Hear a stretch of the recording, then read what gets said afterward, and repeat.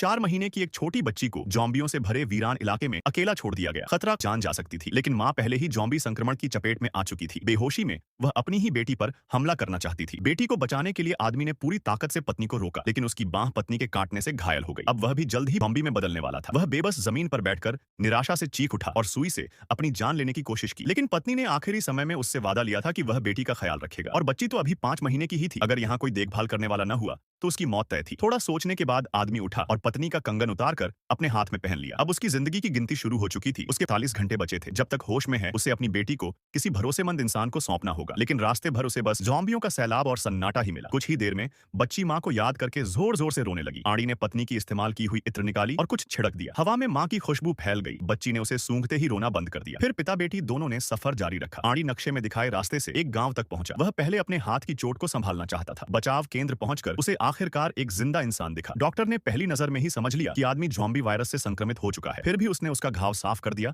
ताकि खून की गंध जॉम्बियों को न खींचे। रात को बेटी को गोद में लेकर आड़ी अपने आप से बातें करता रहा। उसे लगा यह औरत सिर्फ डॉक्टर ही नहीं बल्कि बहुत नेक दिल भी है, शायद अपनी बेटी की देखभाल अच्छी तरह कर पाए। लेकिन तभी उसने देखा डॉक्टर ने विग उतारकर सर्जरी के बाद के जख्म दिखाए। स्पष्ट था कि डॉक्टर लाइलाज बीमारी से जूझ रही थी। बेटी को बेहतर भविष्य देने के लिए और उसे बोझ न बनने देने के लिए उसने डॉक्टर को बेटी सौंपने का विचार छोड़ दिया। लेकिन जब वह धोने संवारने जा रहा था उसका हाथ अचानक बेकाबू हो गया। पूरा शरीर झटकों से कांपने लगा। यह जॉम्बी बनने का पहला संकेत था। अगली सुबह उसने डॉक्टर से विदा ली और निकल पड़ा। डॉक्टर ने उसे एक तस्वीर दी और कहा कि इन लोगों को खोजो, शायद वे तुम्हारी बेटी की देखभाल कर सकें।